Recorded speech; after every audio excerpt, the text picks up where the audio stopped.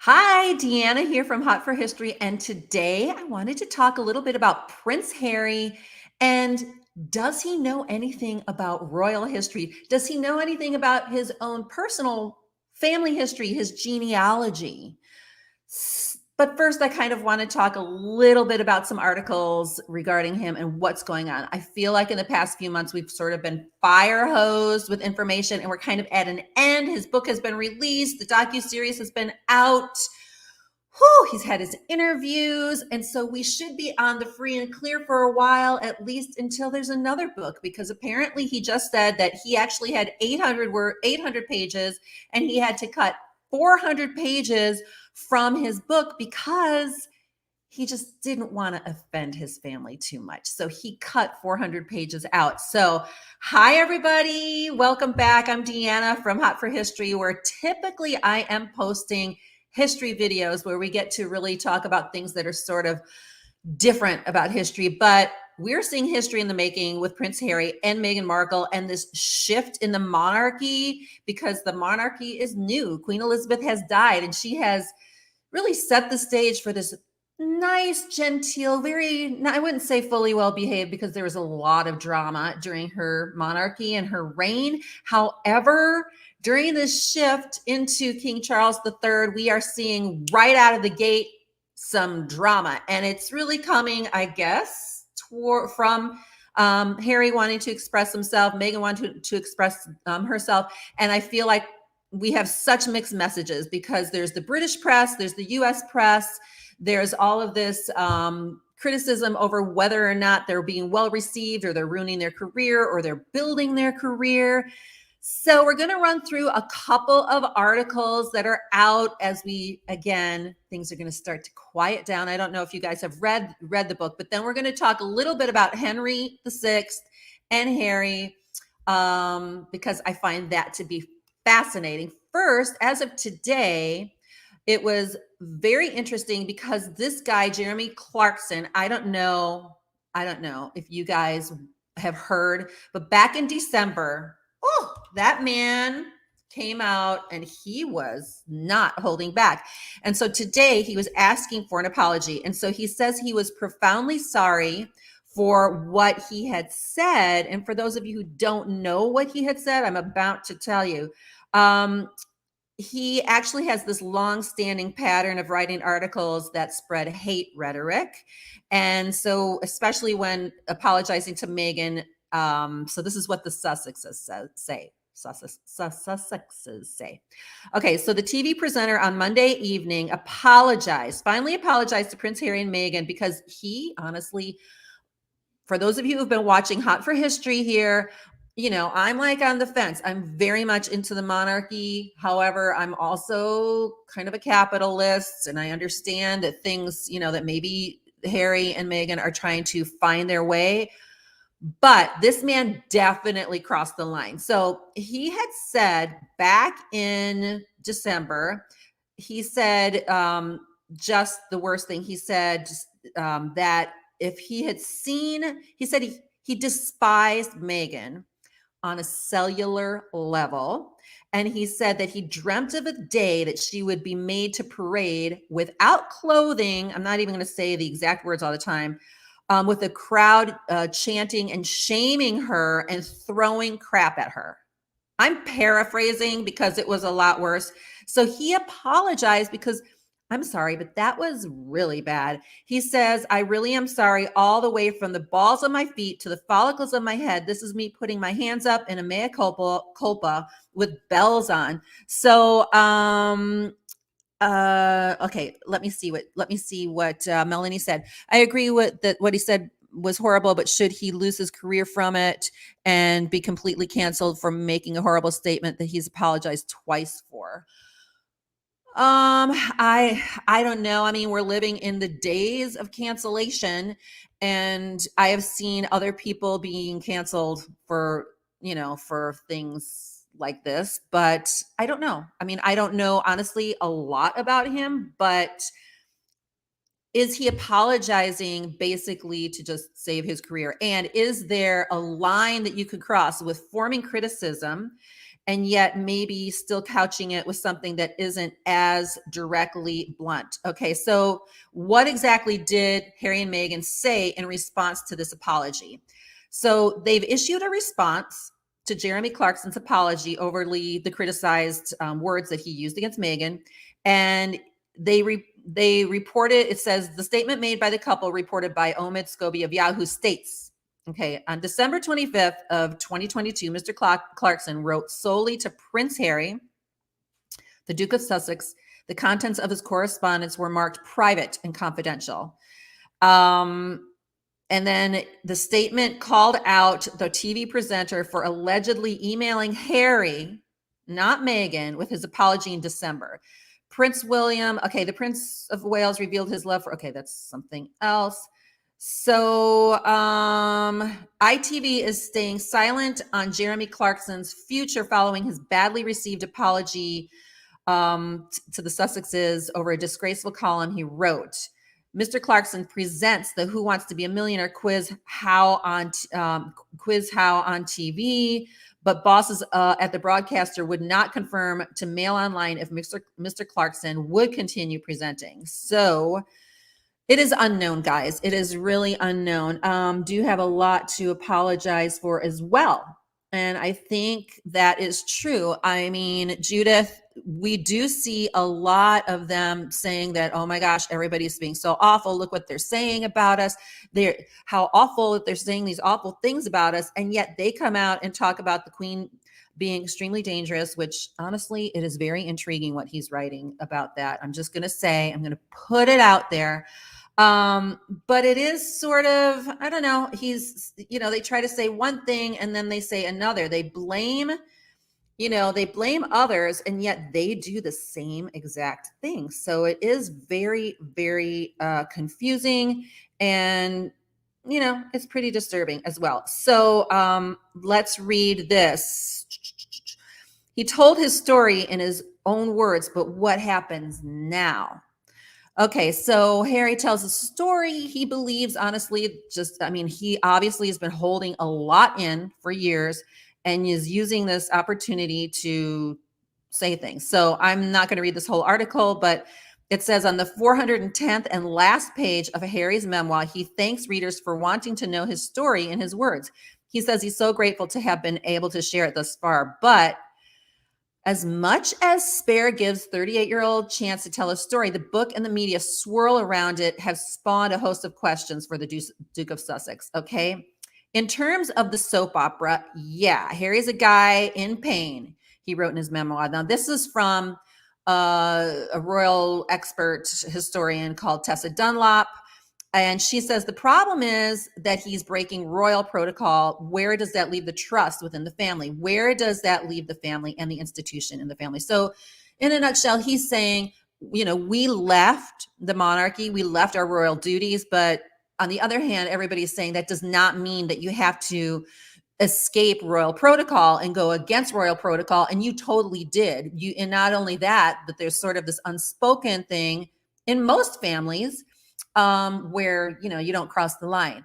But we're also assuming that his family is like other families where you kind of have this unspoken code of trust and stuff. He's basically saying there is none of that. And he's revealing it. There's none of that.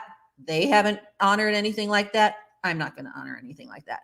So, and it says that, he goes on to talk in his book about his fight with Prince William. Now, I've heard many, many more, and some of them are quite comical. I think Joe Rogan even went there with this about, a fight with his brother. It's like, can you imagine if every time most people I know have had arguments and fights with their brothers that they go off and they start talking about it, because it would just be too much content for all of us to deal with if we started to talk about how many times our brothers and us had fights. But it's a big deal for them because apparently, if you think about it, it's not like a regular family. Like, they're different. There's certain things that they don't cross the line, apparently, but they are. So this is another quote by a woman named she's also a historian named Carolyn Harris. And she says, there's clearly a saturation point to how much of the public is interested in Harry's recollections. And she says, he and Meghan have spent so much of the last couple of years going over past events and sharing their frustrations from their time as senior members of the royal family. How much of this can the public take? How much of the complaining, how much of the whining? That I'm just repeating what they're saying. Now that they have all this public attention, Harry and Meghan will have to decide, what are they going to do with this information? Now that they've expressed this, is there an end goal? Or are they just continuing to say these things? Have they said their piece, and will they move on to other things? Is there anything left to be said? And then I'm just going to forward on. It's clear that Prince Harry wants to shape the narrative about himself. He's not just trying to get his own side across so that his father and his brother might read, but he's concerned about what the public might think about him based on what the press has stated over time. And then it goes on to say that since the book has been published, some media attention has focused on errors. And we're going to discuss the historic error in the book, which to me, guys, this is why I'm having this video right now. I cannot, and I'll get into it in a second because I have like 2 other articles that I want to go through. How is it that you can be, and I want you guys to hold this thought because I want to have a really dynamic conversation about this. Is it, because it might just be me, I might just be thinking it. If you are a royal, okay, and you don't know your own history or your own genealogy, is that a big deal? I think it's a big deal because most people I know who are educated in the UK, especially in schools like Eton and Ludgrove or whatever, they know British history. Like I'm a history buff, I'm a fan, but I'm not an expert, and I don't come near to what these people know.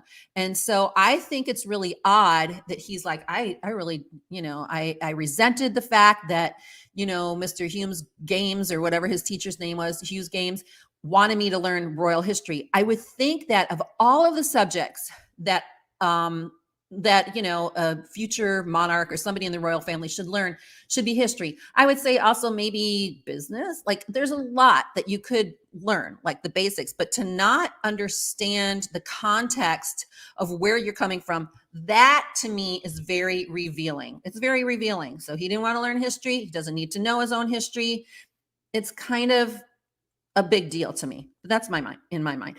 Okay, so this is still this article. Harry admits early on in his memory that his memory can be a struggle for him, and yet at the same time, he insists his memories are every bit as valid as objective truth. And then throughout the book, he reveals a number of personal interests, talks about how, for example, he wanted to be a ski instructor or a safari guide. And then there's more of this, but then he goes on to say near the end, the first will be with the king. This is about apologies. I think we're going to see him extend an olive branch. I expect we will see him invite the Sussexes to coronation.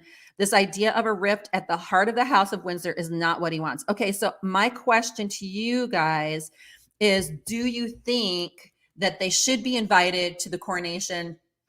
Do you think when somebody like Kate Middleton says, or at least the people speaking for them, we're not even paying attention to any of this stuff going on with Harry, we don't even know, we're too busy. Do you think they're oblivious to it, or do you think they know?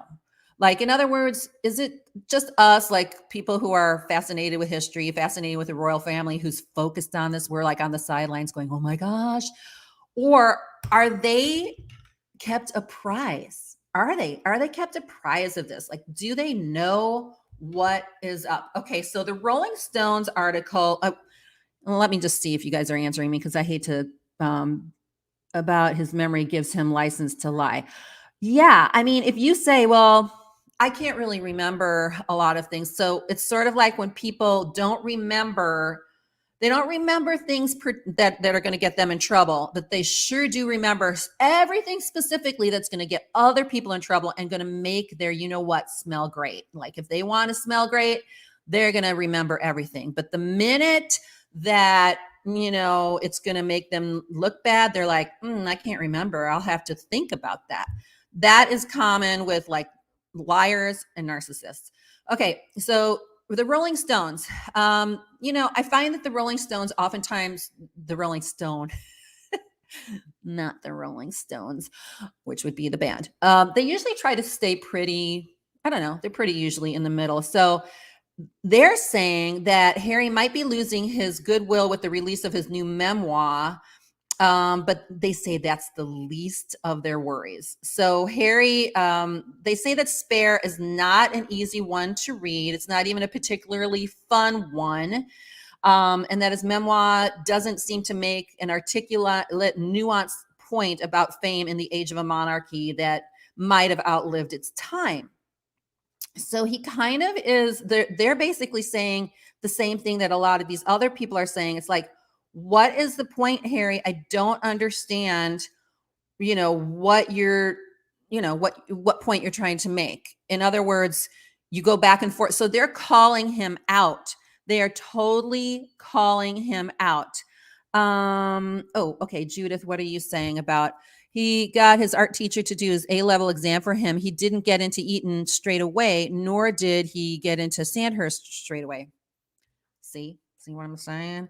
So he doesn't really like to, I don't know, I guess study or something. I'm not sure.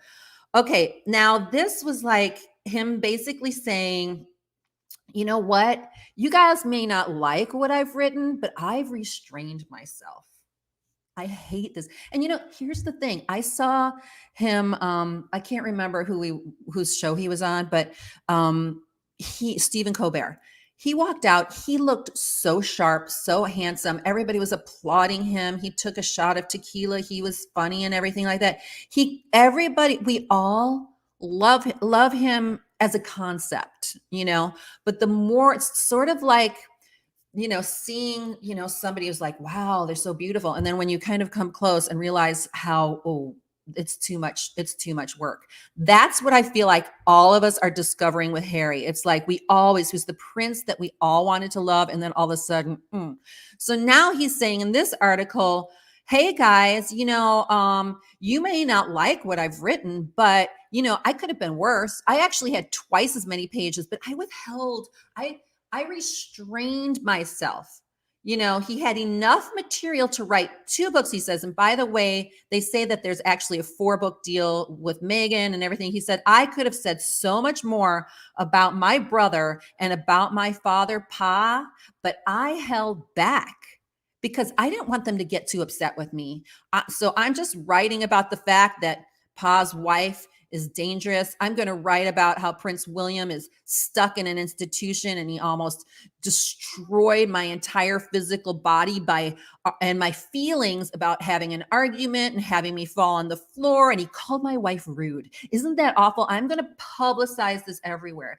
He called my wife rude, and his wife dared to give Meghan a little bit of look when she asked for the lip gloss when she was pregnant.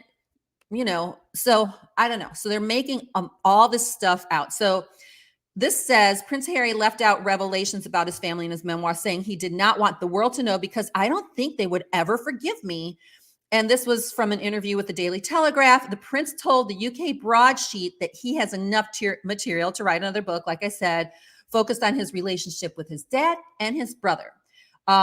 He says the first draft was different. It was 800 pages and now it's down to 400. It could have been 2 books put away, and the hard bit was taking things out. So he's saying, I took things out. You should be happy. You should be really proud of me because I am restraining myself. But you know what? At the same time, it was hard for me to take those pages out because I really wanted to say it. There are some things that have happened, especially between me and my brother. And this is the part that makes me so sad because I think of Diana. I think of how these 2 brothers have gone through so much. They may be totally different, but that's, you have your brother, I have 3 sisters. We're so different. And those are my sisters. Those are my sisters. We can have fights together, but you cross my sister. No. So he says there's some things that that have happened that I just don't want the world to know because I don't think they would ever forgive me. And then they call him a rogue prince in this article.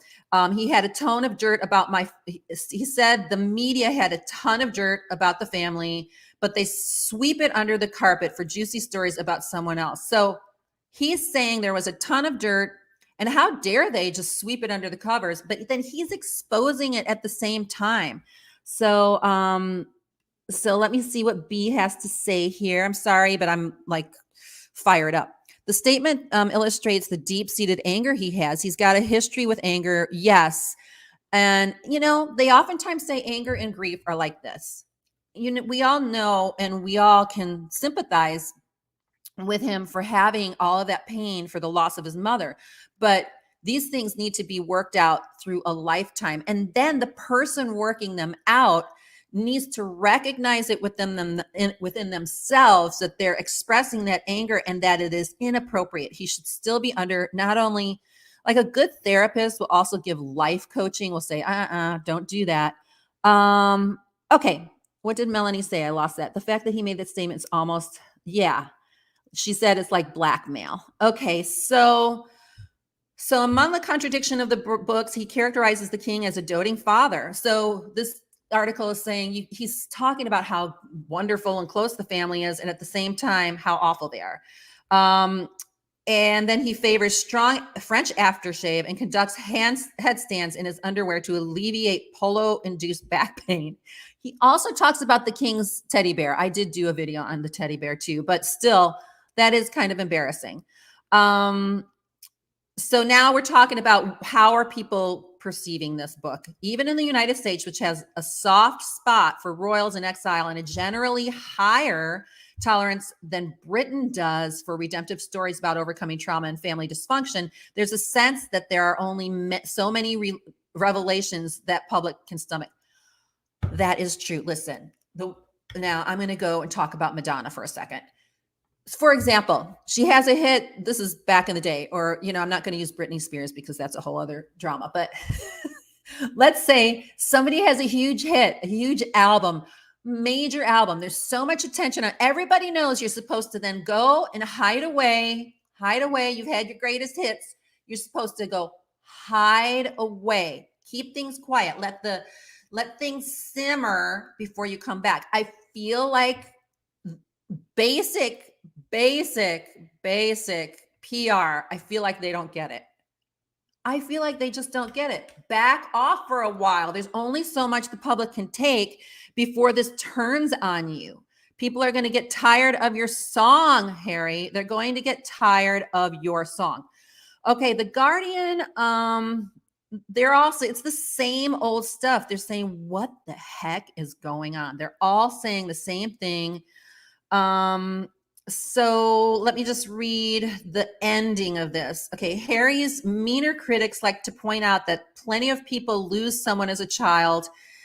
His self-proclaimed exceptionalism annoys them.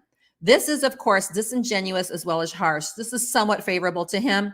No other boy ever had to walk behind his mother's coffin. It is true.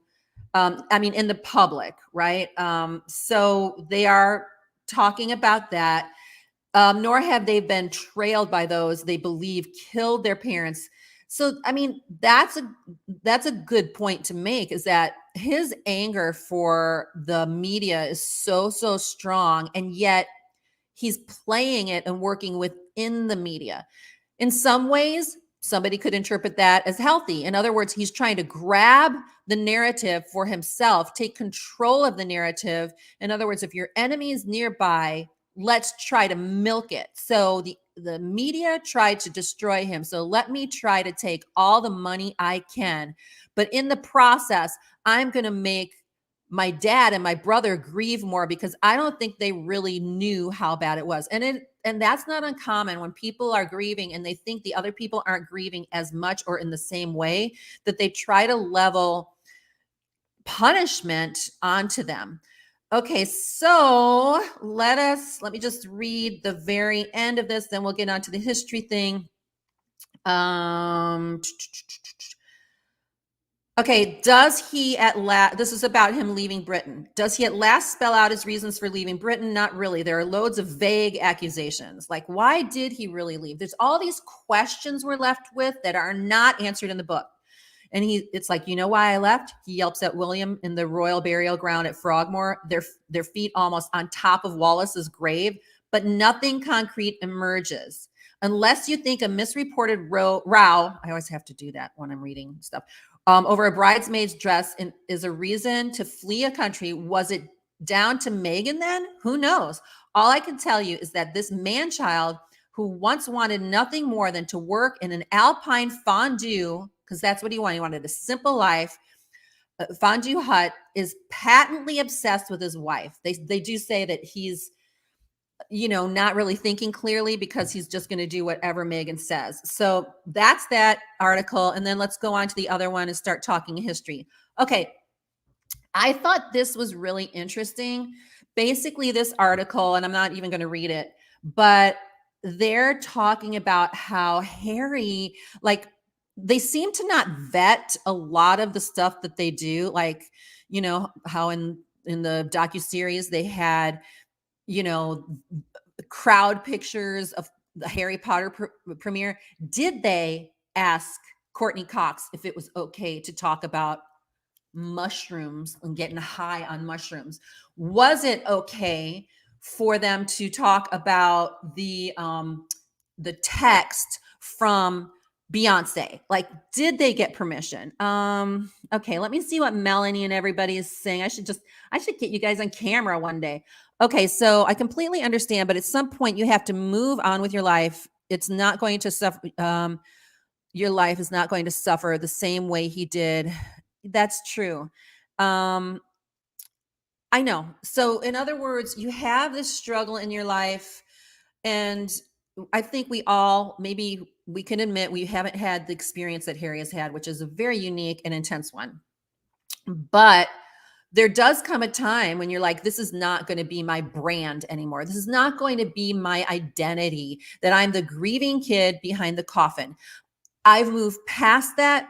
I've dealt with that. It has its place in there. And you almost can separate yourself as an adult from that child. And you can show sympathy for the child within yourself, but also understand you're moving on, and you will take that experience and teach others rather than continue to ruminate with it and try to get the sympathy with it, because now you're 38 years old and things are different. Now that's if you work through it, because I don't want to also imply that, get on with it, just go on, because some people, it takes them a lifetime, to go through that. Okay. So B says that the text was probably fake. So it's probably true.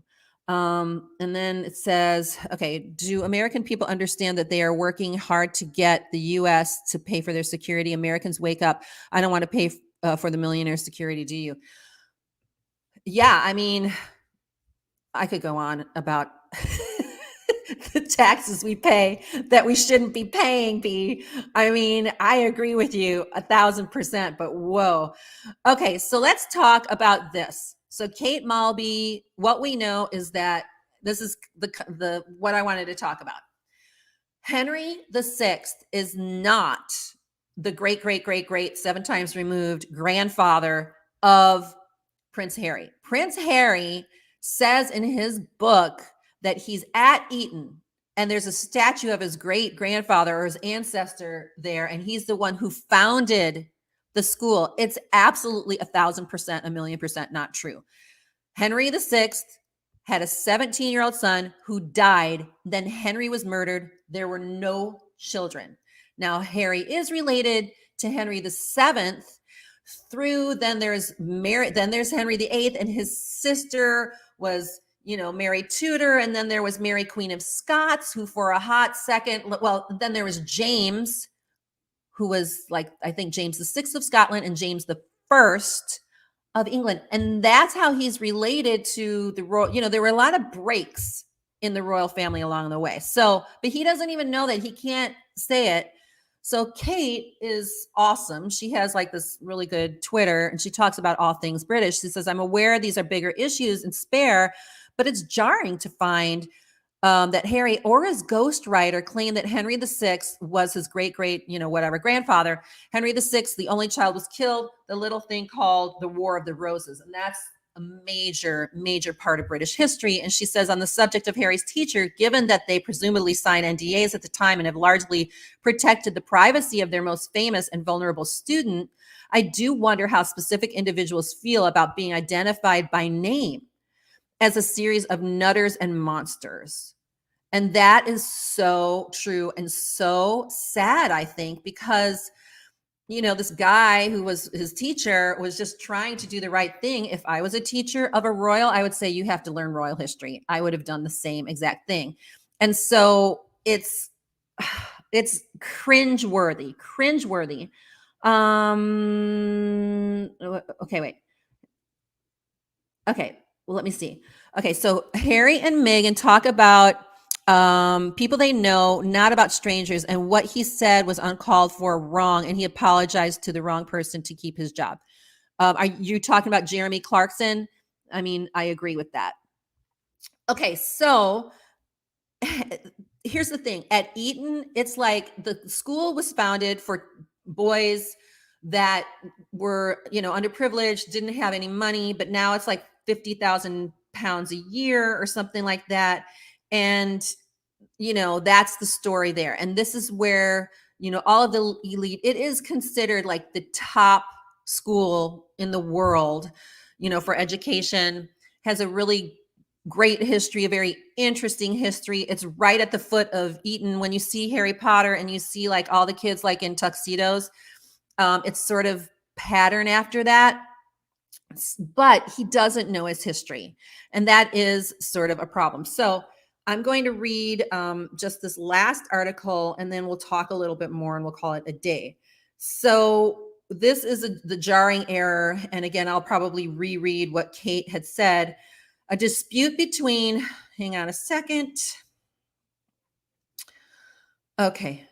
I don't mean to be so fired up, but again, I'm going to revisit this question to you. Do you think that if you are a royal, and again, I could be presumptuous in thinking that just because you're royal, you should know royal history. In fact, I know a lot of people who don't know anything about their personal history.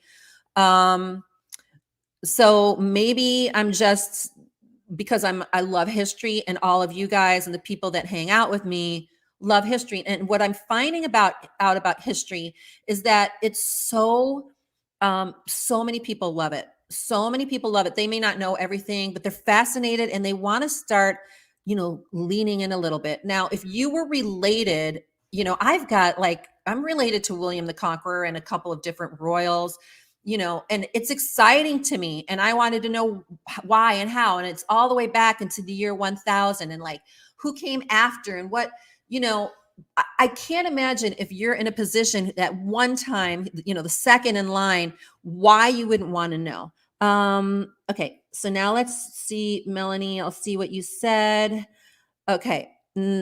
Yes, but this is something different. He's a member of the British royal family. Their history goes back so far. I don't know why he wouldn't want to know. And it's well documented. Like, what's sad to me is oftentimes, because I have a lot of my genealogy because my mother followed it on several different lines. And most people have to work their butts off to find their genealogy. It's so hard. And I would think it would be relevant. It would be relevant. Also, you get to learn kind of how the monarchy evolved, how it kind of came to be, rather than just assuming that some guy, like, anyhow, it's mind-boggling to me. So he says, he claims, again, like I said, that Henry VI was his. Now this is in the book. Do you agree that if you're going to be paid 20 million, 30 million, whatever it was after all the residuals are out, you have a ghostwriter, you're with Penguin Random House, that I'm sure you have a staff of fact checkers. Now, they may not be able to fact check whether or not your brother really threw you on the floor and you had a scratch on your back. You have to just sort of go with that, right? But there are some things, I'm sorry, that were so easy to fact check that weren't. And by the way, I don't like it that there's not even a real table of contents in the book. So anyhow, the book hit the shelves. They say it's raw, unflinching honesty, but the Duke of Sussex is hit with inconsistencies. And then it goes to talk about Kate Malby's article or tweet, and she says that Henry VI's only child was killed in a little thing called the War of the Roses. Do you know about that, Harry? So then there were there were other comments by users, and one says, I'm really curious whether he or the ghostwriter got Henry VI confused with Edward IV, or else thought Margaret Beaufort was his daughter instead of a sister-in-law, to which Ms. Malby replied, indeed, and it's generally a bad idea to start resting too much on the paternity. I mean, the paternity of Henry VI's son? No, he did not have children. He died. And if he did, it's not documented in your line. Okay, in his book, he describes Henry VI, who reigned in England, who reigned as King of England from 1422 to 1461 and 1470 to 1471 as his ancestor. And later, so saying his ancestor, you know, like an uncle kind of a thing, I think that's forgivable. I think that's forgivable. But then you go and say, well, I'm his grandson. You know, he was my grandfather. And you're kind of posturing around there. It's embarrassing, Harry. It's embarrassing. So Ms. Malby pointed out Henry VI's only son was killed in the War of Roses, which is a series of civil wars, by the way, through families. Like you've got the Lancastrians and like the whole thing fought over control of the English throne. Now, again, he was second in line. They fought between the Yorkist and Lancastrians factions.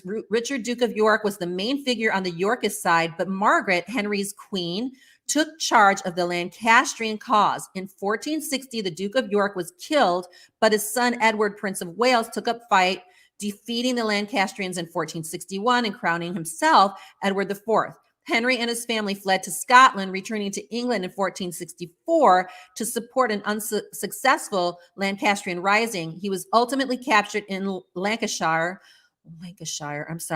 and imprisoned in the Tower of London like everybody else in the world.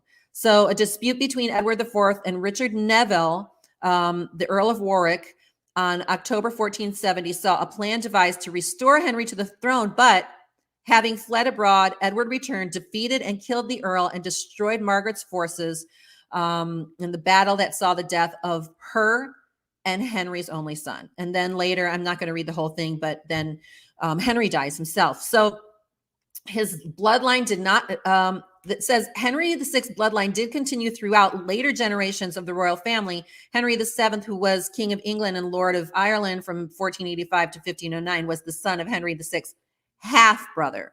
So Henry VI's line would have made him like a half like uncle several times removed to Harry. So anyhow, I'm not going to go on and on about that now. I do want to take some questions and see what you guys have to say before we sort of call it a day. I wonder if the ghostwriter, here's Kim. Hi, Kim. Did really know this was a confused and undereducated version and purposely went with it to reveal Harry's. I don't know. I don't think he would do that. I think that he would want to try to make Harry look the best that he could, you know, unless, I don't know, unless Harry really wanted to put it in there. Also, we may make an assumption that these books are meticulously looked at, but, you know, at that level, maybe it's the opposite. You would think at that level, it's meticulously looked at, but they were in a rush. The queen died. Let's try to get this out before, before the coronation. Although originally, I think they wanted it out in December. So let's see what Carla has to say. Harry's biggest problem at school is he can't read. He has no interest in subjects that are based on reading, dyslexia maybe. I've heard that too. I've heard that he had some learning disabilities. And so, I mean, I hate to say it, but based on a lot of things I've seen with him, sometimes I'm like, oh my gosh, he's not that intelligent. And then other times I see him, I'm like, oh, that was a slick move. So I'm just being honest. Anything else? I'm going to call it a day. I'm going to move on from this until it gets dramatic again. I'm going to get back to my regular content, guys, with some more history. I do want to kind of delve into George III, who is a relative of Harry's, and I'm fascinated with George III and Princess Charlotte, which is a whole other thing. He has two children with some African roots. Harry, Queen Charlotte, is proposed to have had some African blood. And so there's all kinds of things in history that his children would benefit from knowing. Like there's some really cool things for him to know. It's a legacy, it's an inheritance in a sense, it's their story. Think of all of the amazing things that they could learn. So that's my opinion. Whatever. Guys, please do, if you can, subscribe to my channel. It's here. It's called Hot for History. I'm on YouTube, Facebook, all of the platforms. And I so appreciate you checking this out. We will be moving forward with some history lessons outside of Harry and the royal family, although I'm sure they will bring us more news. So guys, have a great, great day, and we will see you later.